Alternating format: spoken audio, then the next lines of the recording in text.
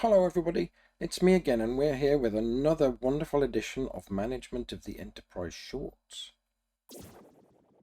What are we going to talk about today? Corporations. Let's do it. Now if you remember in the last video I talked about why businesses exist and what they do and a few numbers about numbers of businesses in Canada. Now then, one of the problems that we have with, for example, sole proprietorships kind of goes like this. What happens if you get knocked over by a bus on the way to work? What if you're in a partnership and all of the partners are on their way to a conference and unfortunately the train goes off a cliff or something? Who knows? Stuff happens, right? What happens in that case is the business stops existing. It's just not there anymore because the business is you. This might be a problem. Slightly more interesting, perhaps, than getting knocked over by a bus is the problem of unlimited liability, where the people who own the business are liable for everything that the business does, all the money it owes and all of that kind of stuff. It's a bit sucky when things go wrong, because bankruptcy apparently is not a very nice thing. So what can we do about it? Well, we can incorporate. What does that mean? It means making a corporation. Corporations are a really interesting business ownership structure. So today we're going to explore them. When a business is incorporated, it becomes a legal entity in its own right. It's able to do things like borrow money in its own right, for instance, hire people in its own right, for instance. All of these kind of really interesting things that give you more freedom and protection as one of the business's owners for the things that you want to do. More to the point, it can continue to exist when you don't.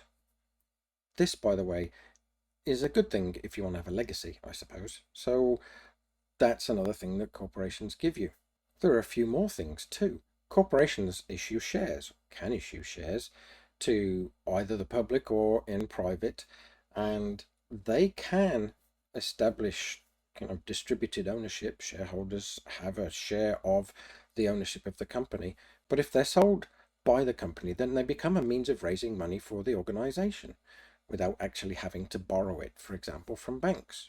That's pretty cool. So share issues and flotations and things like that on various stock markets are ways of raising money, and people buy the shares to buy some of the ownership in the organization and have the right to, for example, potentially vote on various things that are happening in the organization and make their own feelings known. The other thing that you might get as a shareholder is dividends, money based on the profits of the organization or the organization's success. This is a good thing too. What are the cons of being a shareholder? Well, if the organization goes belly up or the shares kind of lose all of their value or whatever might happen, then you stand to lose the value of the shares. That's not the whole of the value of the organization you may have spotted.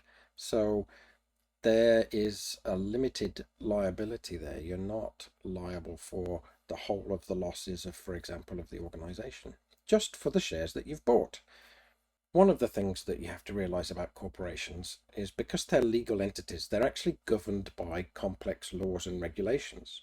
For instance, they have to have a board of directors, usually elected by or appointed by the shareholders in some way. And this board of directors handles the overall direction of and goals of the organization. And they also do hire the officers of the organization, for example, the CEO, the treasurer, and the secretary. Clearly, corporations are fairly special. They do these things like limited liability so that the shareholders aren't liable for all of the debts and responsibilities that the organization has. Although there are laws that hold the officers responsible, for example, the treasurer and the CEO, responsible for reporting and for managing the finances and so on. So there are some responsibilities that the officers hold, although it's not quite the same as unlimited liability in that sense. Corporations can be private or public. A private corporation exists when the founders of the organization want to limit the number of shareholders and the people who can become shareholders, for example, to immediate family or friends or whatever. And so they can issue a certain number of shares with certain requirements associated with them.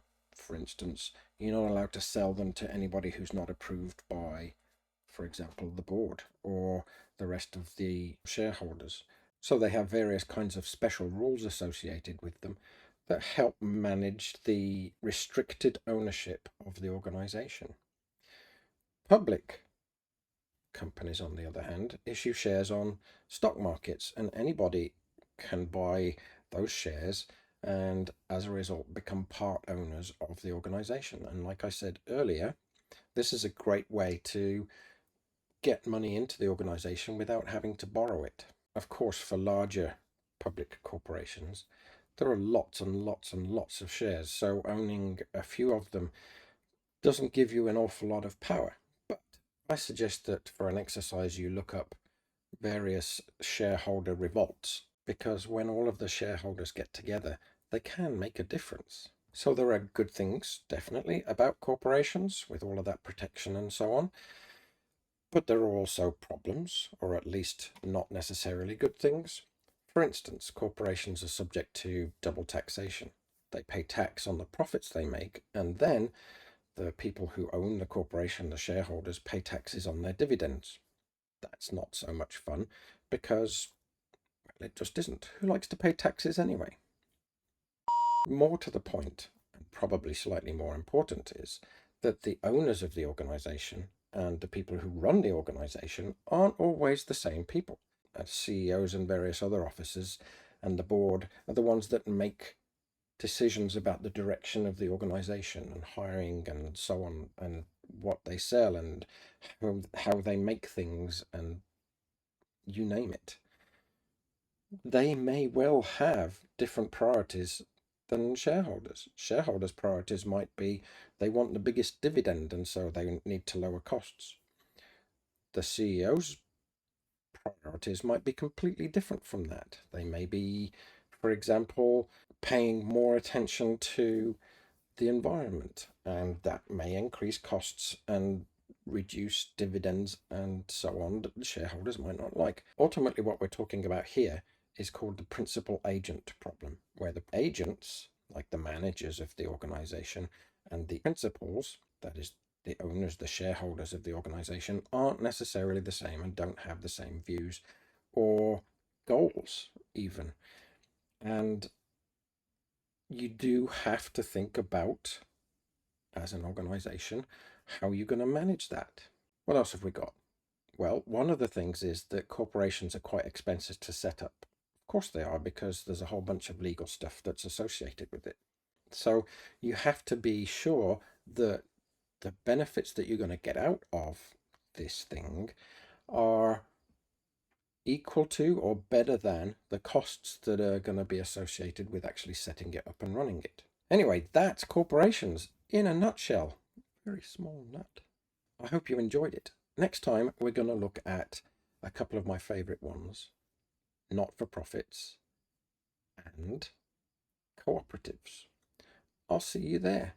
Thanks for listening.